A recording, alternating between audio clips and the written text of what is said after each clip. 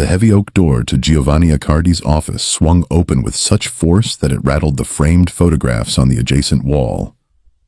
The sound echoed through the marble corridors of the Accardi estate like a gunshot, and every man standing guard in the hallway felt their blood run cold. No one, absolutely no one, entered the boss's private sanctuary without permission.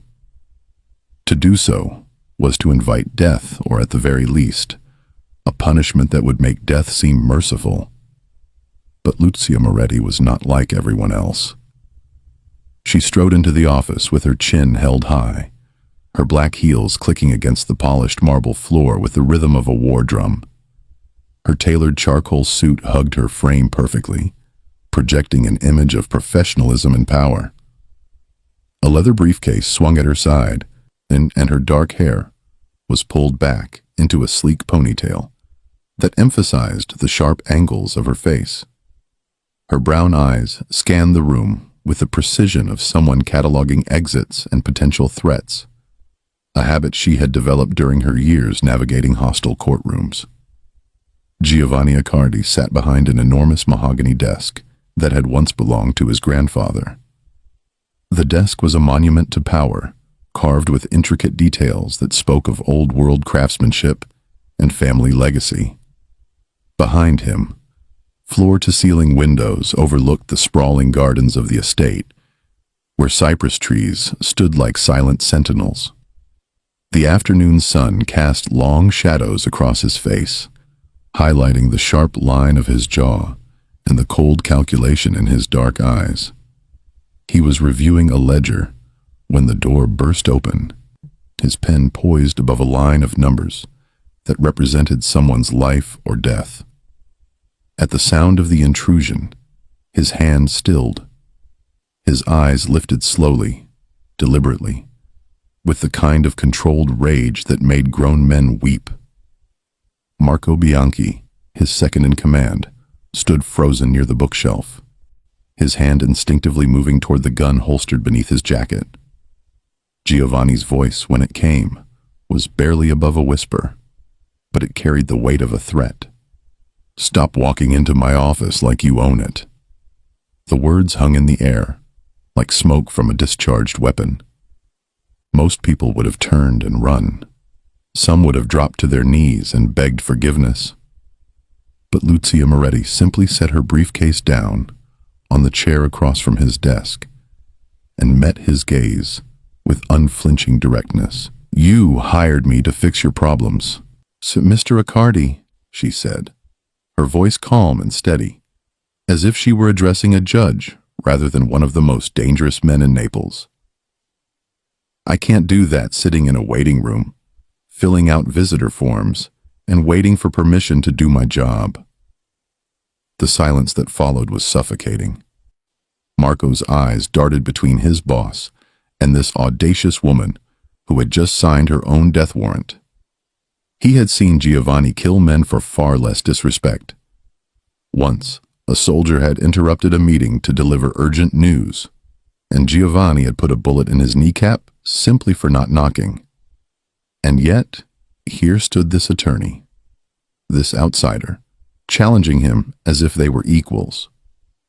Giovanni leaned back in his leather chair, the material creaking softly under his weight. He was a man who commanded attention without trying, broad-shouldered, with the kind of presence that made rooms feel smaller. His dark hair was perfectly styled, and he wore a three-piece suit that probably cost more than most people earned in a year. Everything about him screamed control, power, and danger.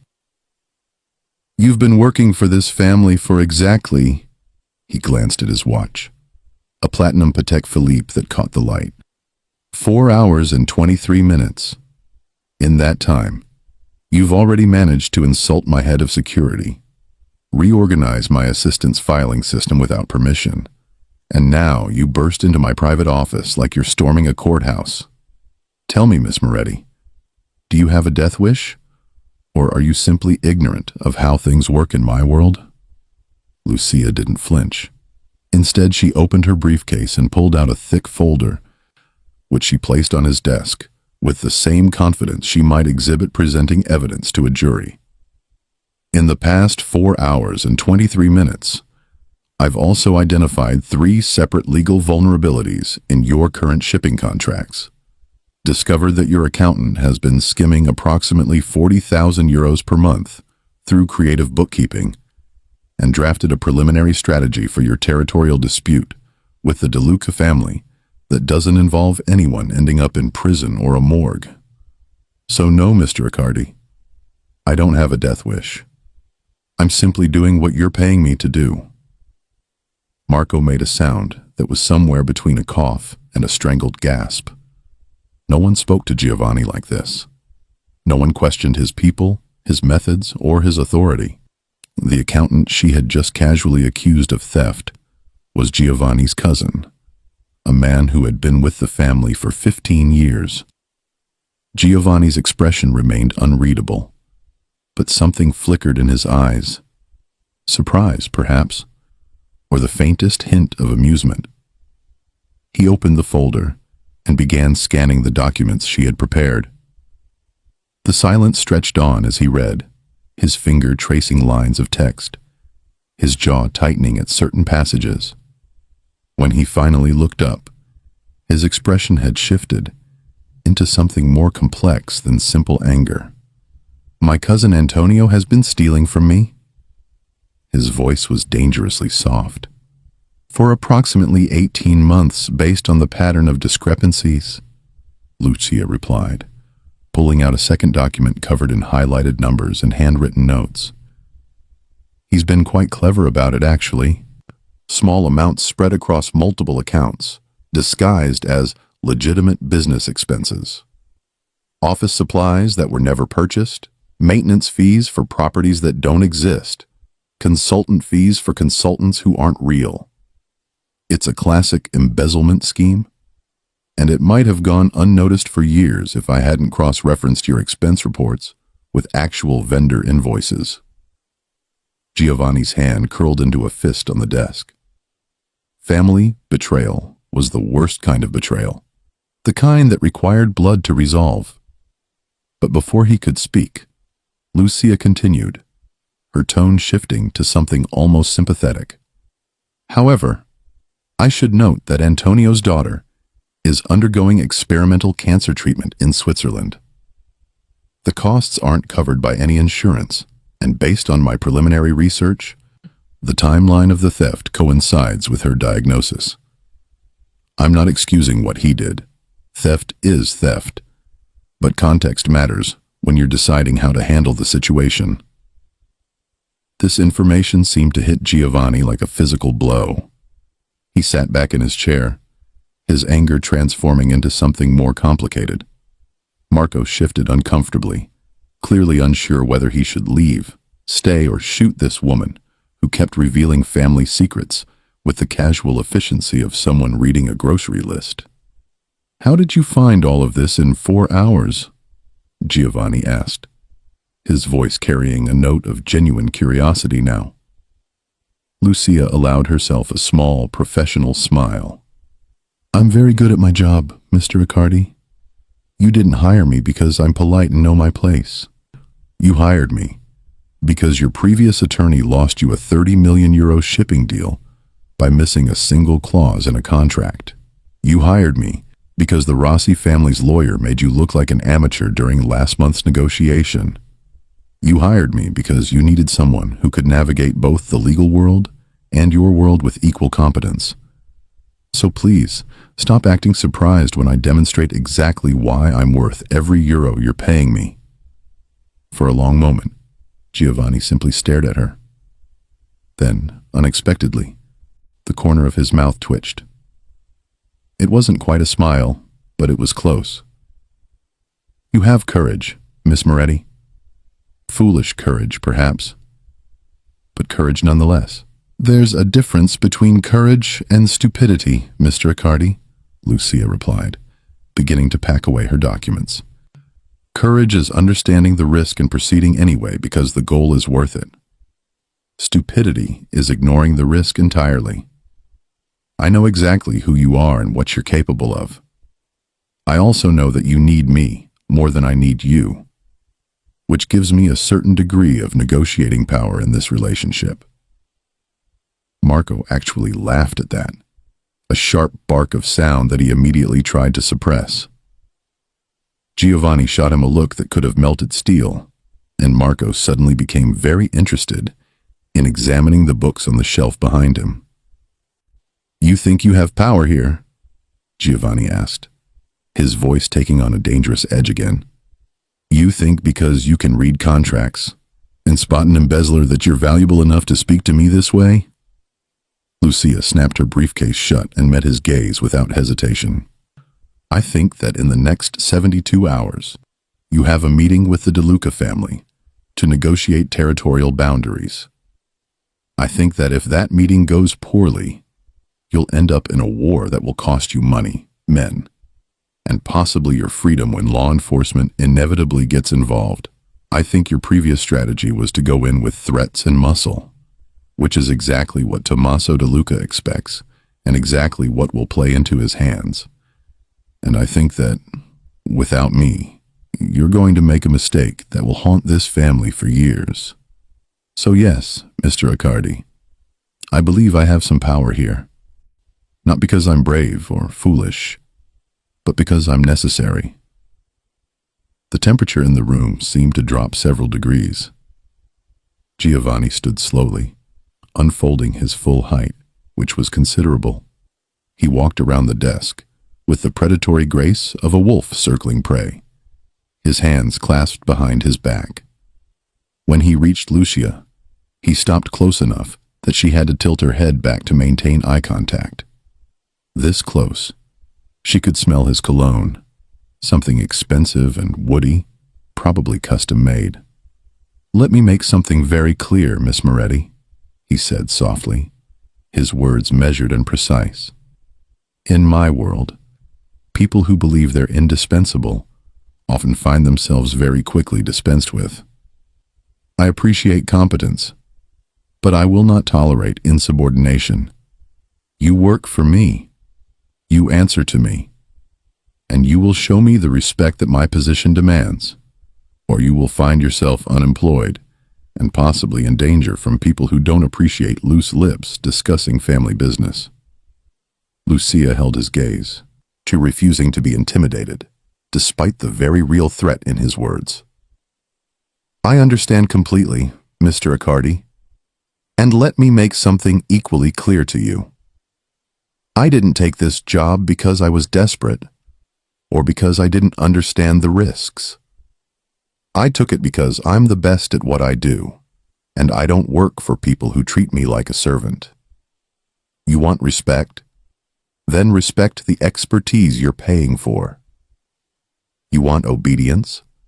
Hire a secretary. You want someone who can save your family from legal catastrophe and negotiate deals that protect your interests?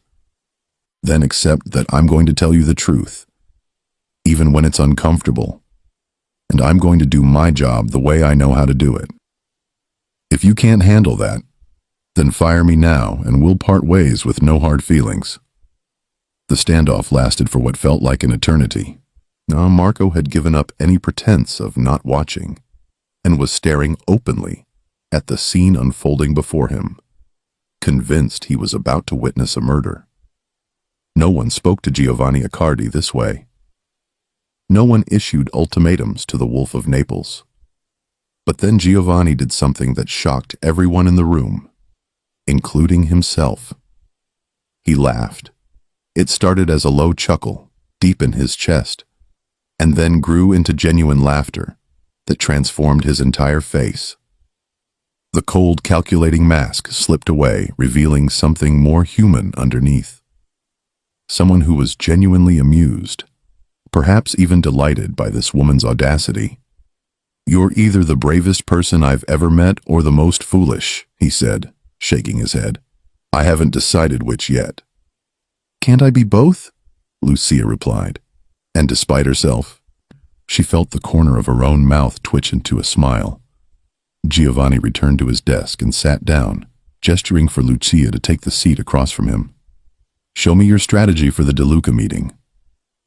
And just like that, the dynamic shifted.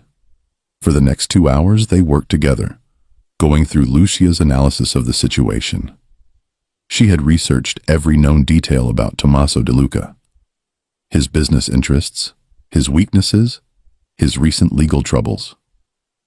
She had identified leverage points that Giovanni hadn't even considered, ways to frame the negotiation that would appeal to De Luca's ego while protecting Accardi interests. Marco eventually excused himself, realizing that his presence was no longer necessary.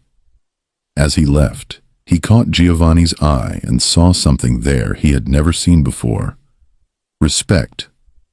Not fear, not submission, but actual respect for this sharp-tongued attorney who had walked into the lion's den and emerged unscathed. As the afternoon faded into evening, Giovanni found himself studying Lucia more carefully. She was beautiful, certainly, but that wasn't what captivated him.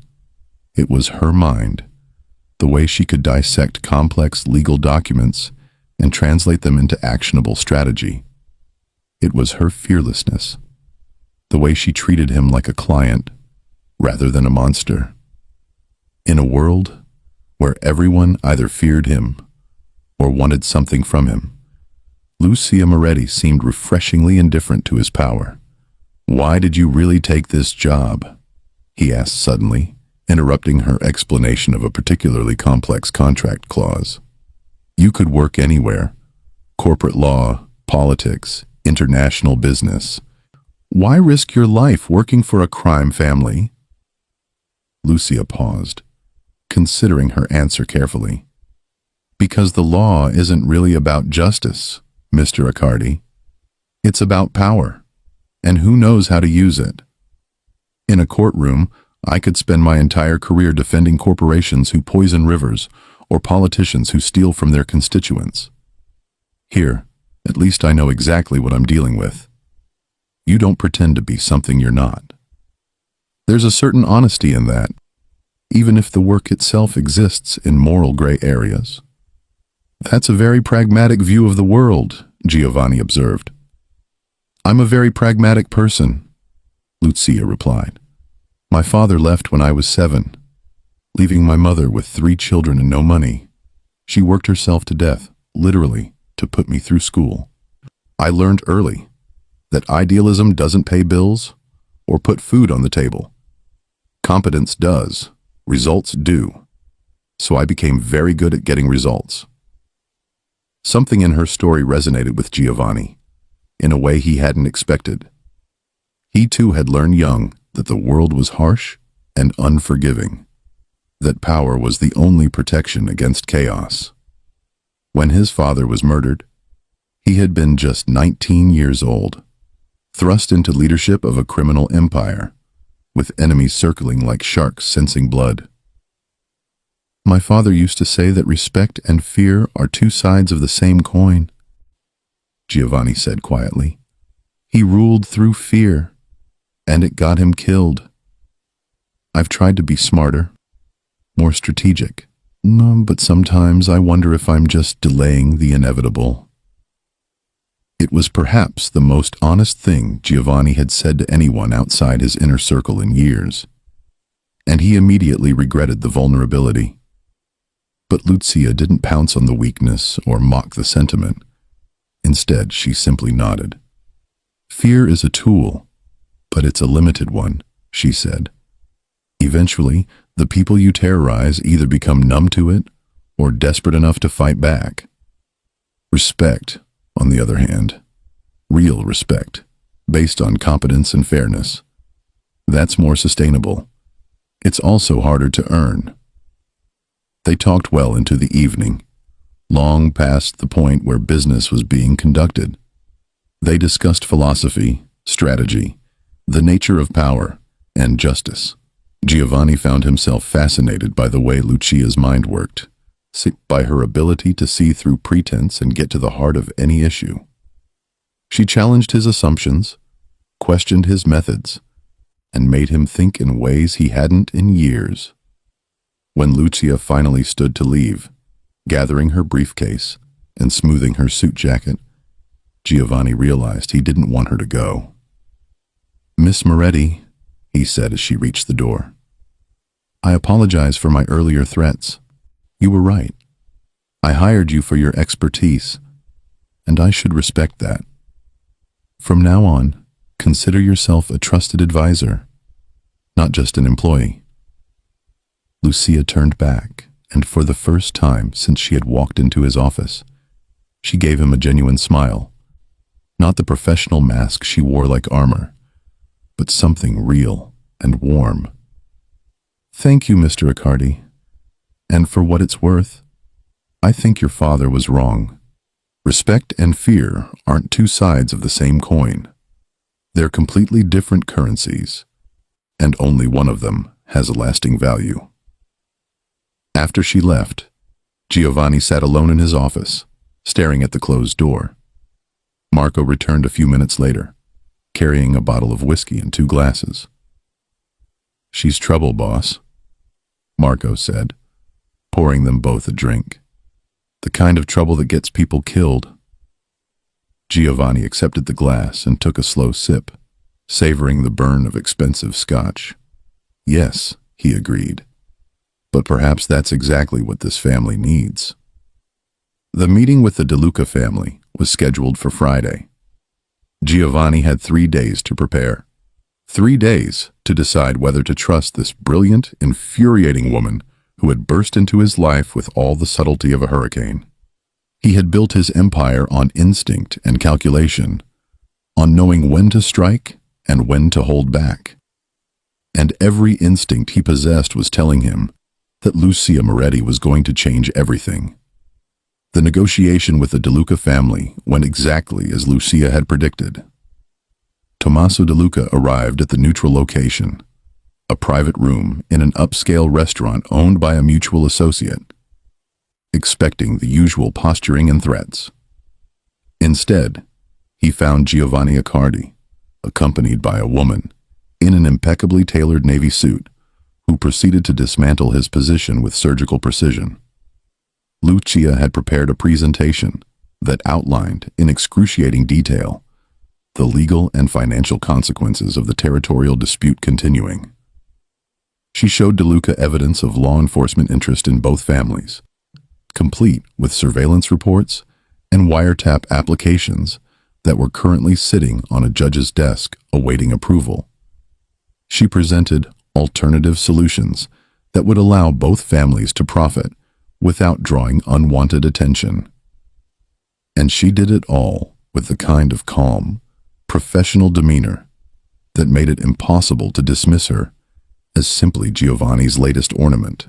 By the end of the 3-hour meeting, Tommaso De Luca had agreed to a compromise that heavily favored the Accardi family, and he had done so believing it was his own idea. As they left the restaurant, he pulled Giovanni aside, ignoring Lucia as if she were simply part of the furniture. "Your new lawyer is sharp," he said, his tone carrying a mixture of respect and resentment. "Where did you find her?" "She found me," Giovanni replied, and there was a note of pride in his voice that surprised even him. In the car ride back to the estate, Giovanni sat in the back seat with Lucia, while Marco drove, and 2 security vehicles flanked them front and back. The precautions were necessary. This part of the city was contested territory, and showing weakness could invite attack. "You did well today," Giovanni said, breaking the comfortable silence that had settled between them. Lucia glanced at him, and in the dim light of the car's interior, her features seemed softer, less guarded. "Thank you. Though I should point out that De Luca is not a man who accepts defeat gracefully. He'll spend the next few weeks looking for ways to undermine the agreement." "Let him look," Giovanni said with confidence. "The agreement is ironclad, thanks to your work. And if he breaks it, we have legal recourse that will hurt him far more than any retaliation from my end." "You're learning to think like a businessman instead of a warrior," Lucia observed with a slight smile. "That's progress." Giovanni chuckled. Don't mistake strategy for weakness, Miss Moretti. I'm still very much a warrior. I've simply added a new weapon to my arsenal. Is that what I am? Lucia asked, her tone playful but with an undercurrent of something more serious. A weapon? Giovanni turned to face her fully, and in the close confines of the car, the space between them seemed to shrink. You're many things, Lucia Moretti. A weapon, yes, but also a puzzle I'm still trying to solve. It was the first time he had used her first name, and the intimacy of it sent a small shiver through her that she hoped he didn't notice. Over the past 3 weeks of working together, their relationship had evolved from antagonistic to collaborative, to something that felt dangerously close to friendship. They spent long hours together reviewing contracts, planning strategies, and engaging in philosophical debates that had nothing to do with business. Giovanni had taken to personally driving her home after late meetings, claiming it was for security purposes, though they both knew the real reason was that neither wanted their conversations to end. And what have you discovered so far? Lucia asked, her voice quieter now. That you're brilliant and fearless, which I already knew, Giovanni replied, but also that you're lonely, even though you'd never admit it. That you use competence as armor, because vulnerability was never safe in your world.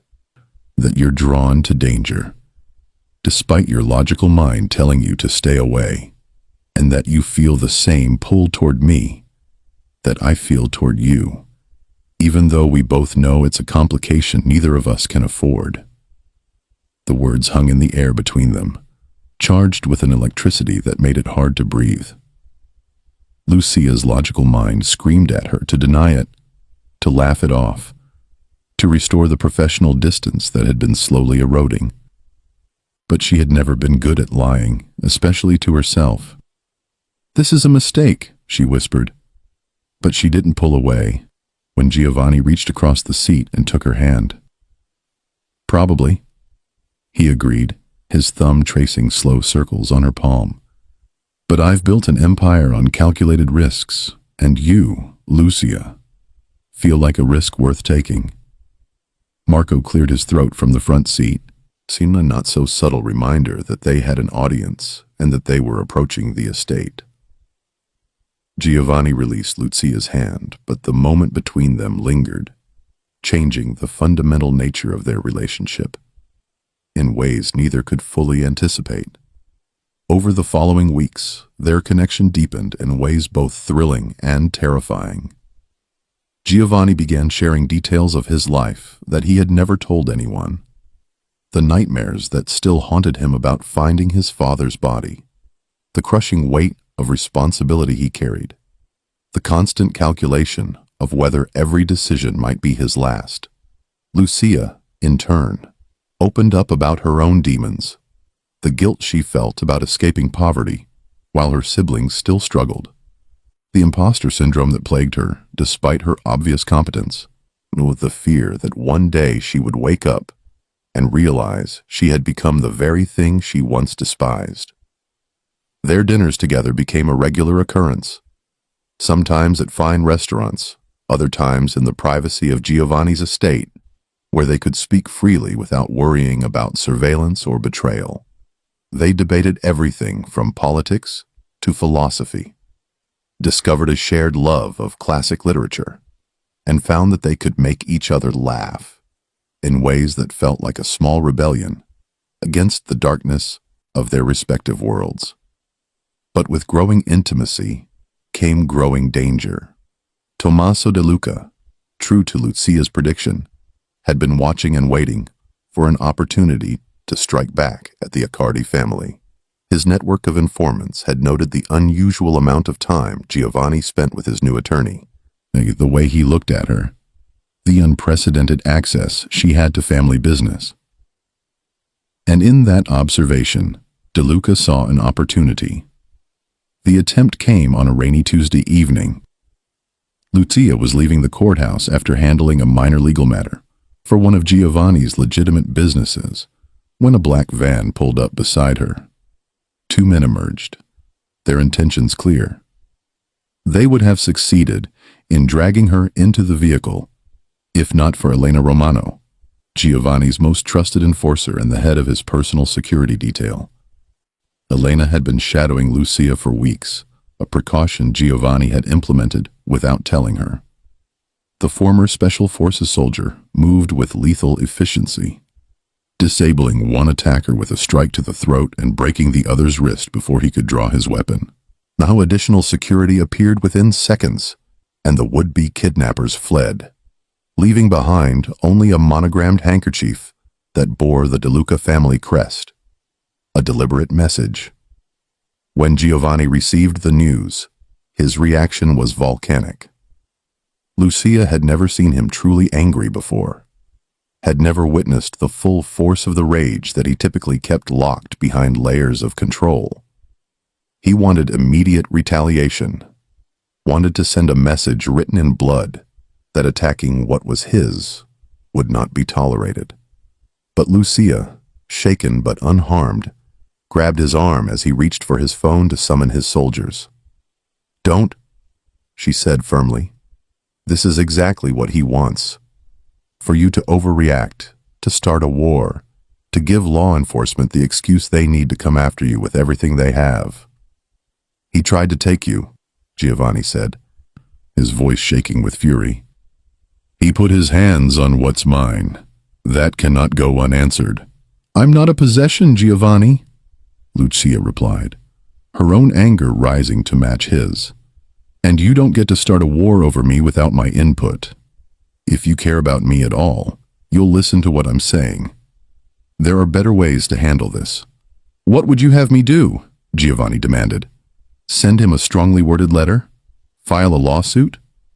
This is not your world of courtrooms and judges, Lucia. This is my world, and in my world, weakness is death. And in my world there are weapons far more powerful than guns." Lucia shot back. De Luca made a mistake today. He revealed his hand, showed us that he's willing to break the peace agreement, and he did it in a way that leaves evidence. Give me 48 hours, and I'll give you leverage that will end this feud permanently, without spilling a single drop of blood. Giovanni wanted to argue, wanted to solve this problem, the way he had solved every other problem in his life, with swift, decisive violence. But looking at Lucia, seeing the fierce intelligence in her eyes and the absolute certainty in her voice, he felt his rage begin to cool into something more manageable. 48 hours, he said finally, but Elena doesn't leave your side for even a moment. And if De Luca makes another move, I don't care what you say. I'm ending this my way. Lucia worked around the clock for the next 2 days, barely sleeping, surviving on coffee and determination. She traced financial records, interviewed witnesses, and called in favors from contacts in law enforcement and the judiciary, where what she discovered was a web of corruption and criminality that made the Accardi family's activities look almost wholesome by comparison. De Luca had been trafficking in things far worse than drugs or weapons, things that even in the criminal underworld were considered beyond the pale. She compiled everything into a comprehensive dossier, complete with evidence that would hold up in court and testimony from victims willing to come forward if given protection. Then she did something that shocked everyone, including Giovanni. She called Tommaso De Luca directly and invited him to a meeting. When Giovanni learned what she had done, he was apoplectic. "Are you insane? He just tried to kidnap you, and you're inviting him to sit down for a chat?" "I'm inviting him to accept defeat, on terms that allow him to keep his dignity," Lucia corrected. "There's a difference." The meeting took place in the same restaurant where the territorial negotiation had occurred, but this time the atmosphere was far more hostile. De Luca arrived with 6 bodyguards, expecting either an ambush or a capitulation. What he got instead was Lucia Moretti, sitting calmly at the table with a manila envelope in front of her. "Thank you for coming, Mr. DeLuca," she said pleasantly, as if they were discussing business over lunch, rather than the consequences of attempted kidnapping. "You have courage, girl," DeLuca said, lighting a cigar despite the restaurant's no-smoking policy. "Stupid courage, but courage nonetheless. Where's your boss? Are you too afraid to face me himself?" "Mr. Riccardi is attending to other business," Lucia replied smoothly. "And I'm not here on his behalf. I'm here on my own, to offer you a choice." She slid the envelope across the table. DeLuca's bodyguards tensed, but he waved them off and opened it. As he read through the documents, his face transformed from smug confidence to pale fury to something approaching fear. "Where did you get this?" he demanded, his voice barely controlled. "That's irrelevant," Lucia said. "What matters is that I have it, and I have witnesses willing to testify. What you're reading represents approximately 15 years of federal prison time, if not more. It also represents the complete destruction of your family's business interests and reputation. Now, you have two choices. Choice 1. This envelope finds its way to the FBI field office tomorrow morning, along with the witness statements and evidence. Your family is destroyed, and you spend your remaining years in a maximum security prison. Choice 2. You leave the Riccardi family alone permanently. No retaliation, no schemes, no testing boundaries. In exchange, this evidence disappears, and we never speak of it again." DeLuca's hands were shaking as he placed the documents back in the envelope. "You think you can threaten me in my own city? You think—" "I'm not threatening you, Mr. DeLuca," Lucia interrupted calmly. "I'm offering you a way out of a situation that you created when you put your hands on me. Consider it a professional courtesy, one negotiator to another. But if you prefer to test my resolve, I encourage you to make another move against Giovanni Riccardi, or anyone associated with him. I promise you, the consequences will be far worse than anything he would have done to you."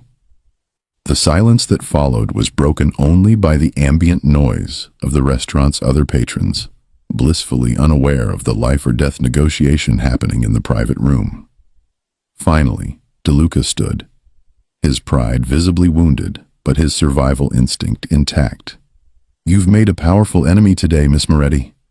"No, Mr. DeLuca," Lucia replied, standing to meet his gaze. "I've neutralized one.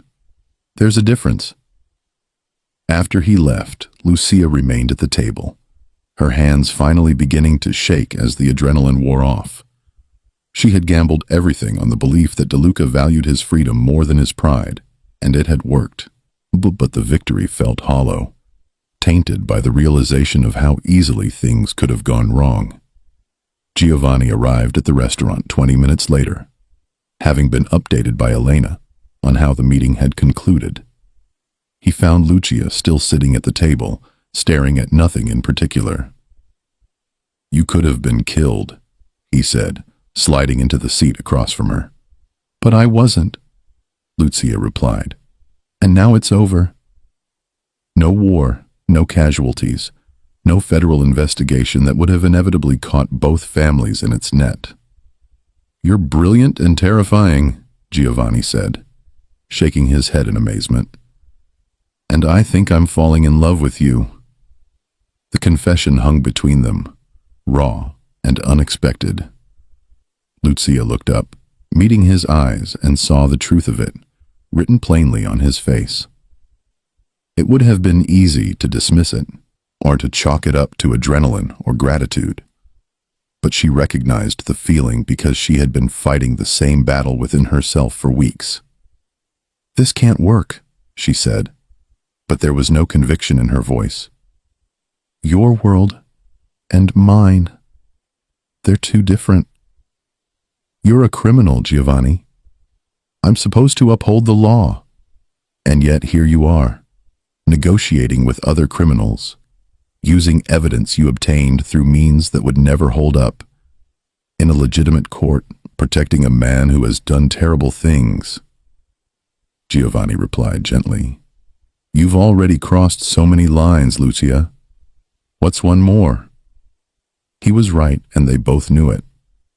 She had been compromising her principles since the day she walked into his office.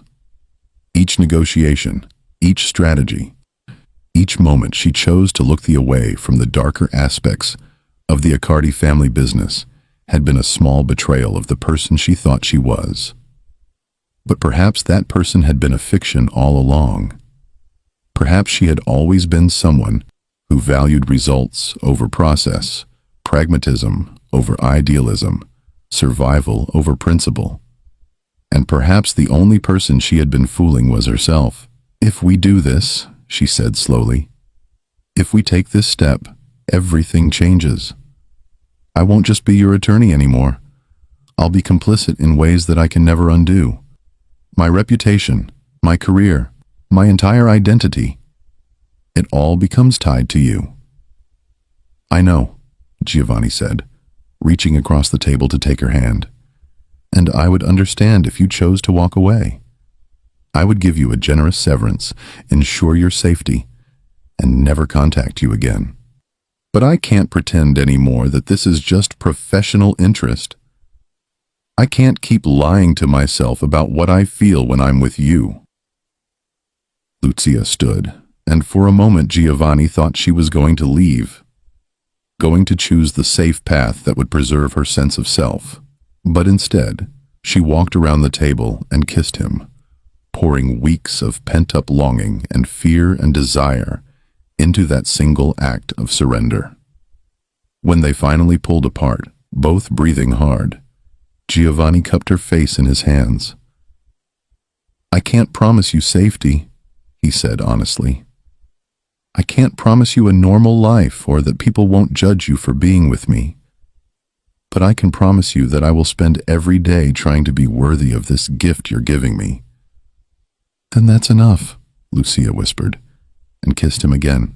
The drive back to the estate felt different this time, charged with possibility and danger in equal measure.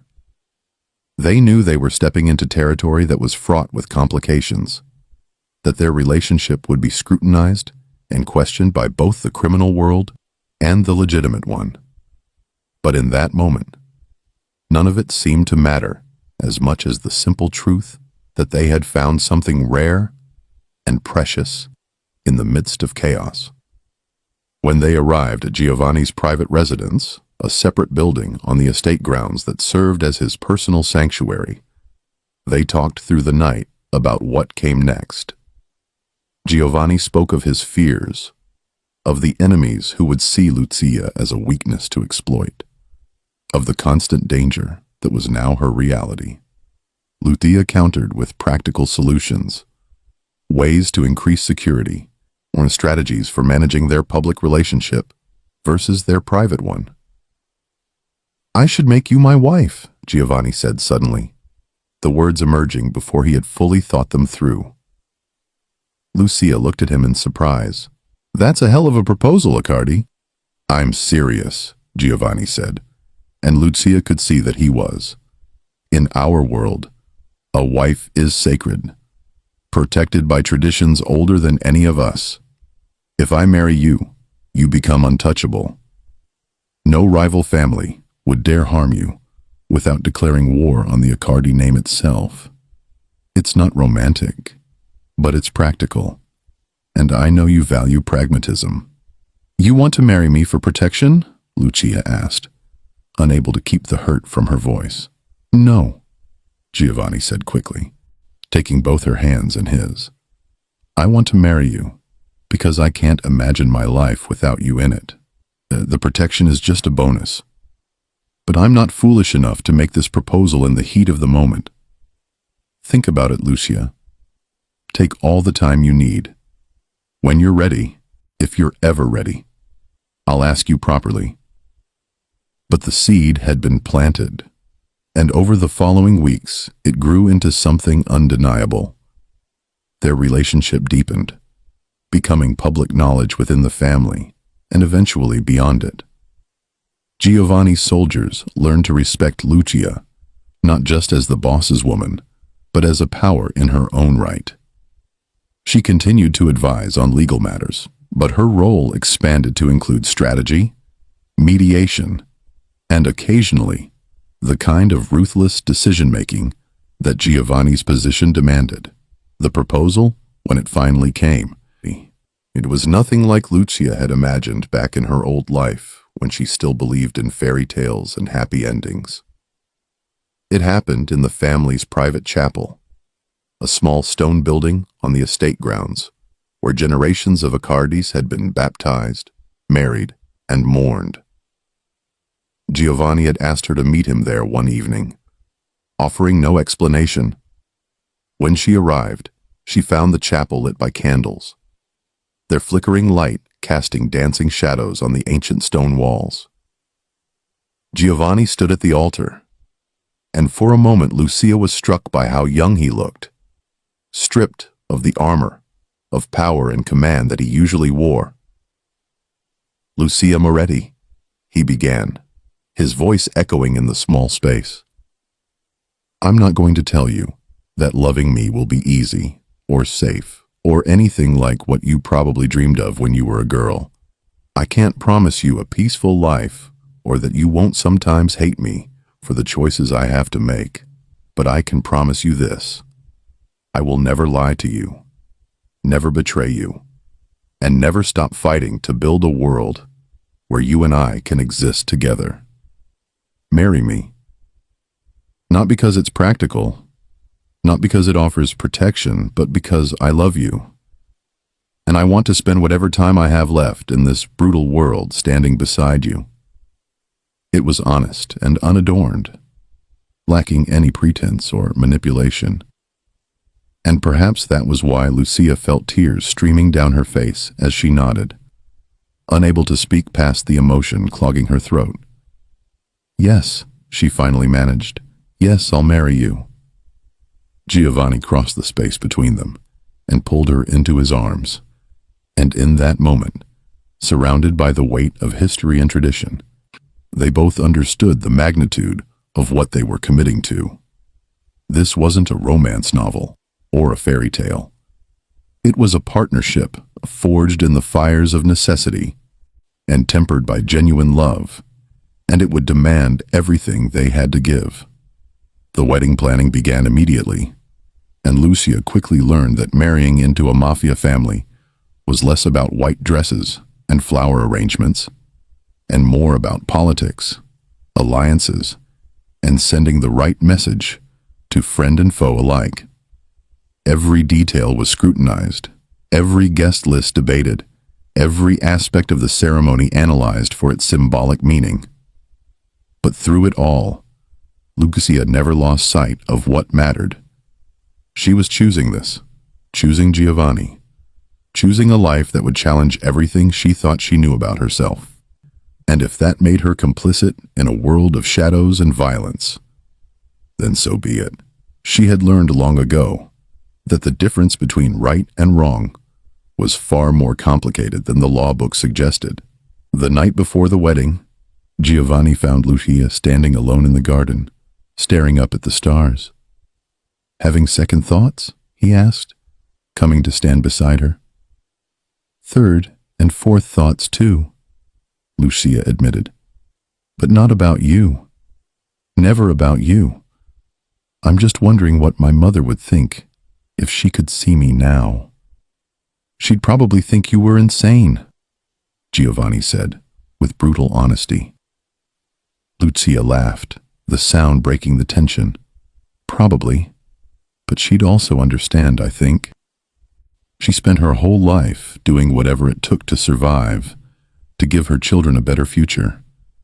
And in a strange way, that's what I'm doing too, just with different tools and different risks."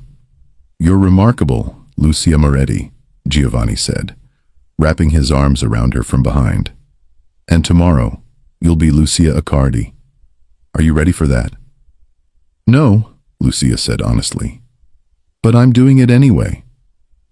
And in the darkness of the garden, under a sky full of indifferent stars, they stood together on the eve of a transformation that neither could fully anticipate, bound by love and choice, and the terrible, beautiful consequences of both.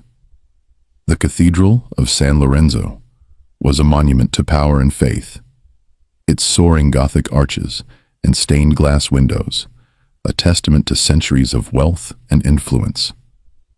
It was also neutral ground, a place where even rival families could gather without fear of immediate violence, or bound by traditions older than any of their feuds. When Giovanni Accardi chose it as the location for his wedding, it was a statement.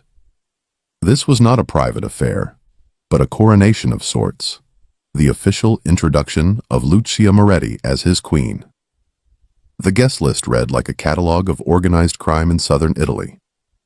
All 5 major families sent representatives, dressed in their finest suits and designer gowns, each one calculating what this marriage meant for the balance of power.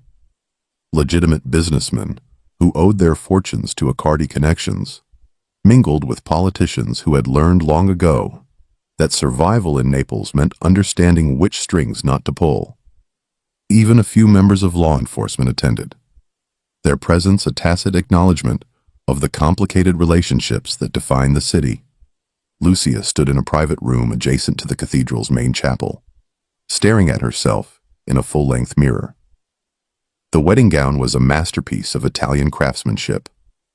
Ivory silk that flowed like water, hand-sewn lace that had taken months to create, pearls that had belonged to Giovanni's grandmother. It was beautiful and traditional, and represented everything she had never imagined for herself. Elena Romano stood guard at the door, her usual severe expression softened slightly by what might have been approval. "You look like a queen," she said simply. "I look like I'm playing dress-up in someone else's life," Lucia replied, adjusting the veil for the 100th time. "That feeling never goes away," Elena said, surprising Lucia with the personal revelation. "I've been with this family for 12 years, and there are still days I wake up wondering how I ended up here. But then I remember why I stayed. Because loyalty and purpose matter more than comfort. You'll find your footing, Miss Moretti, or should I say, Mrs. Accardi." Before Lucia could respond, there was a knock at the door. Elena opened it to reveal Marco Bianchi, looking uncomfortable in formal wear. "It's time," he said. "The cathedral is full, and the boss is waiting." The walk down the aisle felt surreal, like moving through a dream or a nightmare. Lucia couldn't quite decide which. Every face she passed was a stranger, every smile a calculation. She could feel the weight of their judgment, their curiosity, their assessment of whether this outsider was worthy of standing beside Giovanni Accardi. But then she saw him, standing at the altar in a perfectly tailored black suit, his dark eyes locked on her with an intensity that blocked out everything else. In that moment, the crowd disappeared, the politics faded, and all that remained was the simple truth. She loved this man, and he loved her, and everything else was just noise. The ceremony was traditional Catholic, conducted by a bishop who had been on the Accardi family payroll for decades. The words washed over Lucia, promises to love and honor, to remain faithful in good times and bad, till death did them part. She repeated them without hesitation, even knowing that death might come sooner than it did for most couples, that the vows they were taking carried risks beyond the typical marital challenges. When Giovanni slipped the ring onto her finger, a platinum band embedded with diamonds that probably cost more than her mother's house, his hand was steady, his voice clear and certain. "With this ring, I thee wed," he said, and Lucia believed him. The kiss that sealed their marriage was both tender and possessive, a declaration to everyone watching that Lucia was his, and he was hers. The cathedral erupted in applause, and as they turned to face the crowd as the husband and wife, Lucia felt the full weight of what she had just become settle onto her shoulders like a crown. The reception was held at the Accardi estate, in a ballroom that had been transformed into something out of a fairy tale. Crystal chandeliers cast prismatic light across white tablecloths and gold-trimmed china. A 12-piece orchestra played classical music, while waiters circulated with champagne and delicacies flown in from around the world. It was excess on a scale that Lucia had only read about, and it was all in honor of her marriage. Giovanni never left her side during the early part of the reception, introducing her to family members, business associates, and allies. Each introduction was a careful dance of respect and assertion. He was showing her off, yes, but also making it clear that she was not simply arm candy. She was his partner, his equal in all ways that mattered.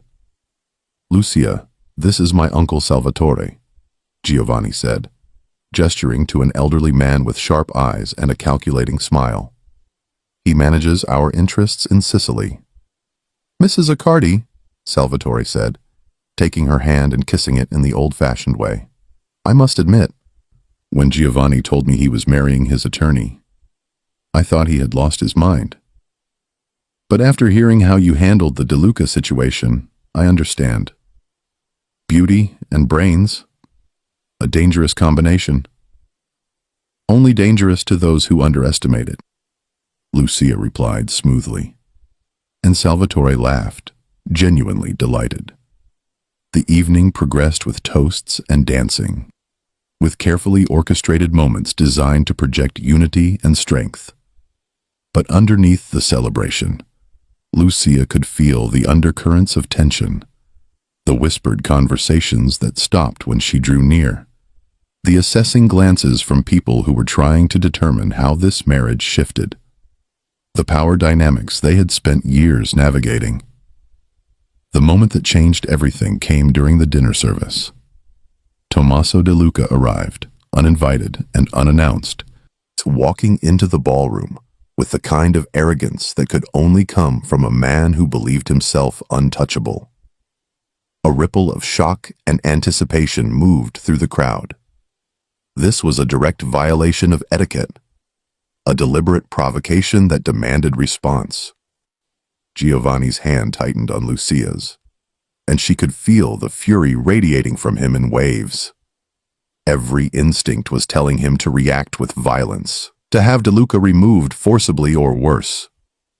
But before he could move, Lucia stood, her movement drawing every eye in the room.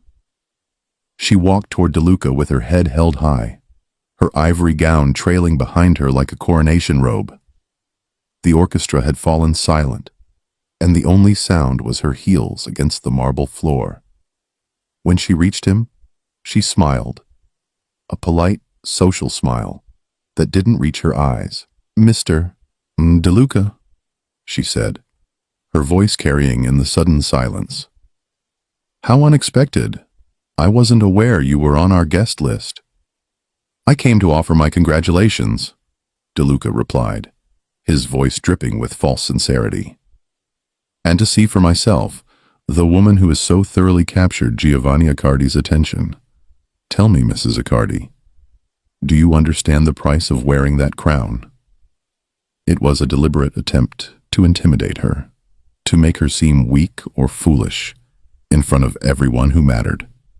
But Lucia had spent her entire career facing down people who thought they could bully her into submission. She stepped closer to De Luca, close enough that only he could hear her next words. "The only thing you need to understand, Mr. De Luca, is that I'm not just his bride. I'm his advisor, his negotiator, and his partner. And if you threaten this family again, I'll make sure the legal system does what bullets couldn't.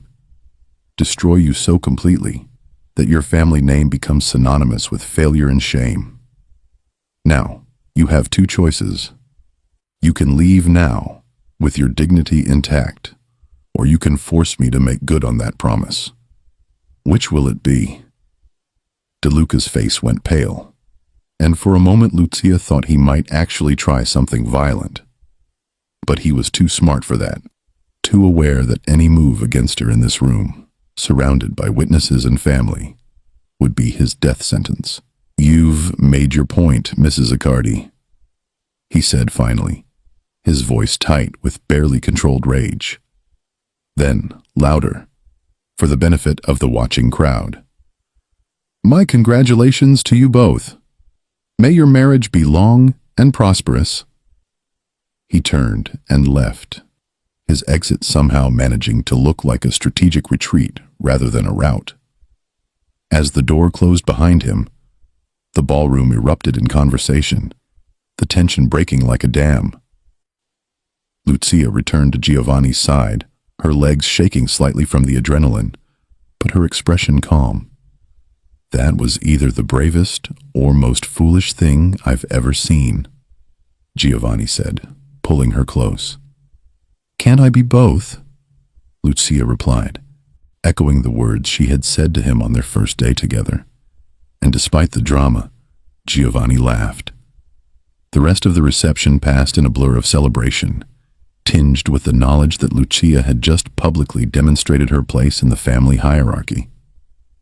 She wasn't just Giovanni's wife. She was a force to be reckoned with in her own right, capable of facing down enemies and emerging victorious. Later, in the privacy of their bedroom suite, Giovanni helped Lucia out of her wedding gown, his fingers gentle on the buttons and laces. "What you did tonight," he said softly, "that took courage I'm not sure I have. You faced down DeLuca in front of everyone, and you did it without violence, without backup, with nothing but your conviction and your words." "I'm tired of being afraid," Lucia replied, turning to face him in her slip and stockings. "I'm tired of letting men like him think they can intimidate me just because they're willing to use violence.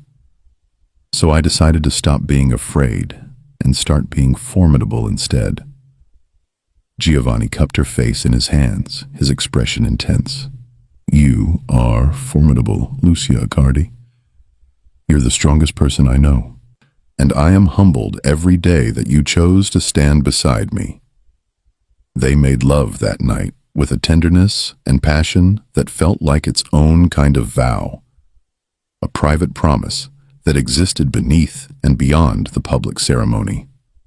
And afterward, lying in the darkness with Giovanni's arm around her, Lucia allowed herself to feel the full weight of what she had done, the life she had chosen, the person she had become.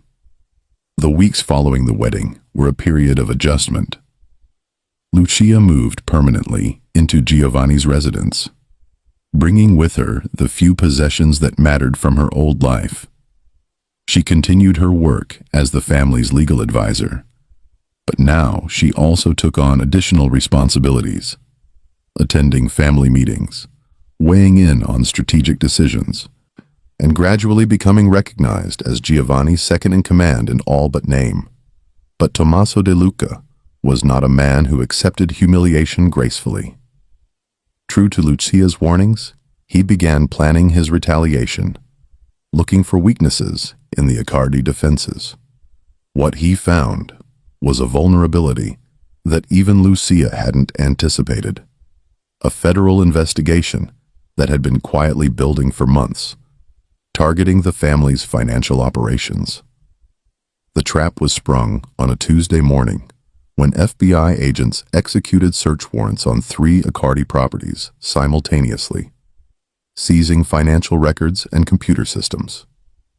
It was coordinated and thorough, clearly the result of months of investigation.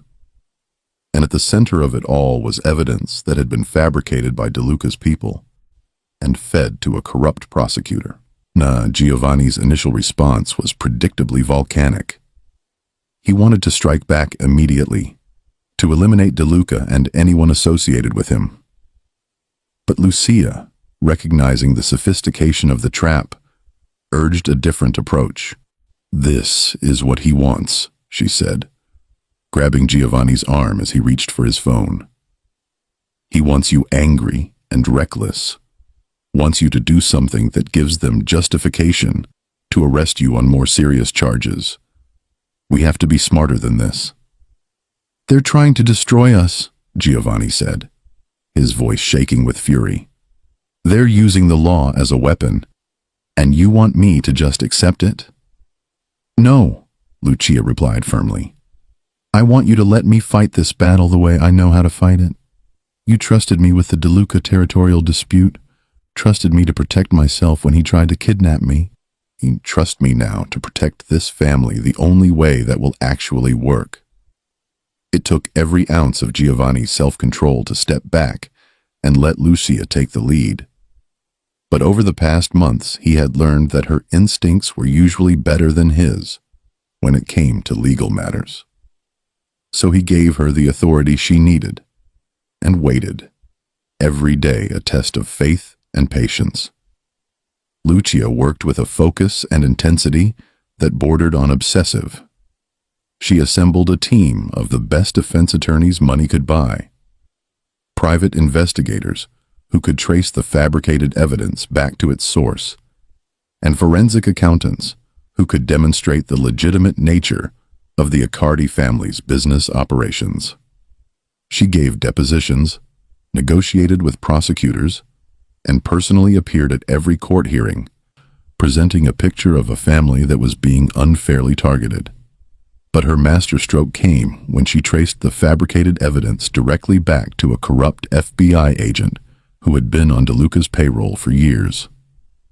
The revelation created a scandal that went far beyond the Accardi family, implicating law enforcement officials and prosecutors in a conspiracy that made the original charges seem trivial by comparison.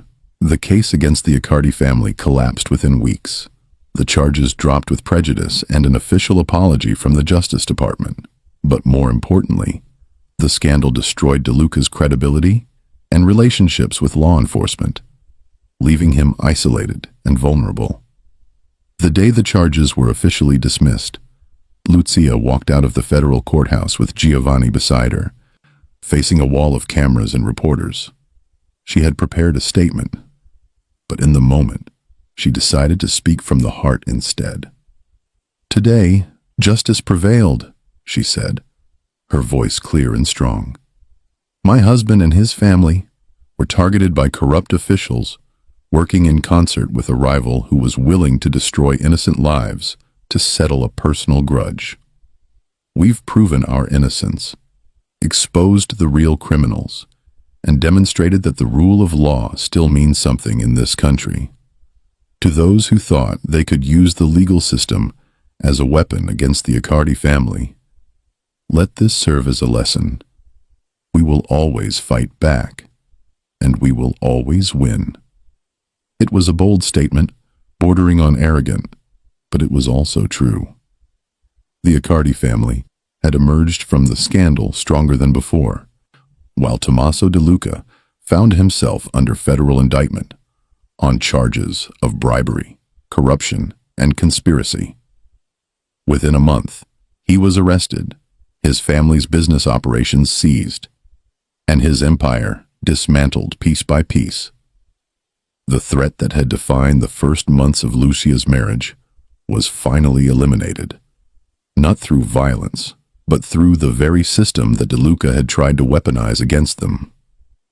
It was a victory that established Lucia's reputation beyond any doubt. She was not just Giovanni's wife or his attorney, but a strategist of the highest caliber, capable of defeating enemies on any battlefield. 3 months after the federal case was resolved, Lucia discovered she was pregnant. The news came as a shock. They had been careful, or so she thought, but apparently fate had other plans. When she told Giovanni, his reaction was immediate and overwhelming joy, tempered by the fear that every parent feels, but amplified by the dangerous world they inhabited. "We're bringing a child into this life," Lucia said, her hand resting on her still flat stomach. "A child who will grow up surrounded by violence and secrets and danger. Are we being selfish? Are we being cruel? Giovanni took her hands in his expression more serious than she had ever seen it. We're giving our child something that neither of us had.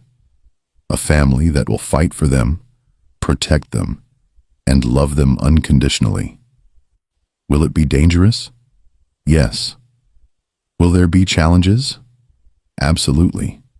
But our child will never wonder if they're valued, never question whether they have people who will stand beside them no matter what. That's not selfish, Lucia. That's the greatest gift we can give. The pregnancy progressed smoothly, and as Lucia's body changed, so did her role within the family. She became more cautious, more willing to delegate, but no less formidable in her strategic thinking. The family rallied around her, protective and supportive in ways that touched her deeply. Even the hardened soldiers, who had initially been skeptical of their boss's choice in bride, now treated her with a respect that bordered on reverence. The final scene of this chapter in Lucia's life took place on a warm summer evening, 6 months into her pregnancy. She stood on the balcony of their private residence, overlooking the estate grounds and the city beyond. The sun was setting, painting the sky in shades of orange and gold, and she could feel the baby moving inside her. Small flutter that reminded her of the future they were building. Giovanni joined her on the balcony, wrapping his arms around her from behind, his hands coming to rest on her swollen belly. For a moment, they simply stood together in comfortable silence, watching the day fade into night. "Do you ever regret it?"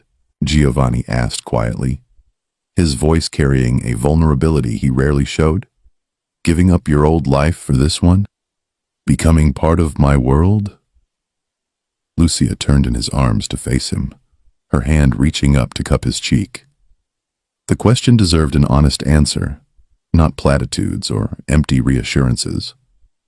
"Sometimes," she admitted, "sometimes I wonder what my life would have been like if I had stayed in the legitimate world, if I had chosen safety over risk. But then I think about everything we've built together, the family we're creating, the life we're giving this child. Every choice has a price, Giovanni. But standing here with you, knowing that we survived every challenge thrown at us and emerged stronger, this is exactly where I'm meant to be." Giovanni kissed her then, a gentle touch that held all the love and gratitude and hope he felt, but could never quite put into words. When they pulled apart, he rested his forehead against hers, and in that moment of perfect intimacy, they both understood the truth. They had chosen each other, chosen this life, and whatever came next, they would face it together. "I love you, Lucia Accardi," Giovanni whispered. "I love you too," Lucia replied. "Now and always." As the stars began to appear in the darkening sky, they stood together on the balcony, a Mafia king and his queen, bound by love and choice, and the terrible, beautiful consequences of both. The future stretched before them, uncertain and dangerous, but filled with possibility. And for the first time in either of their lives, they felt something that had always seemed impossible in their respective worlds: hope. Behind them, the lights of the estate blazed against the gathering darkness, a symbol of the empire they had built and the legacy they would pass to their child. It was not a perfect life, not by any conventional standard, but it was theirs, earned through courage and sacrifice, protected by love and loyalty. And in the end, that was enough. Did you fall in love with Giovanni and Lucia's story? I want more passionate Mafia romance with fierce heroines and powerful alpha males. Subscribe to our channel for weekly Mafia romance stories. Like this video if you loved their journey. Comment below. Team Giovanni or Team Lucia? Who was your favorite character? Turn on notifications so you never miss our next intense romance. Coming next week, The Russian Bratva's forbidden bride. When a ballet dancer becomes collateral in a mob war, she must negotiate with the most ruthless man in Moscow, and somehow not fall for him. Share this story with someone who loves enemies to lovers romance, strong female leads, and the dangerous allure of the Mafia world.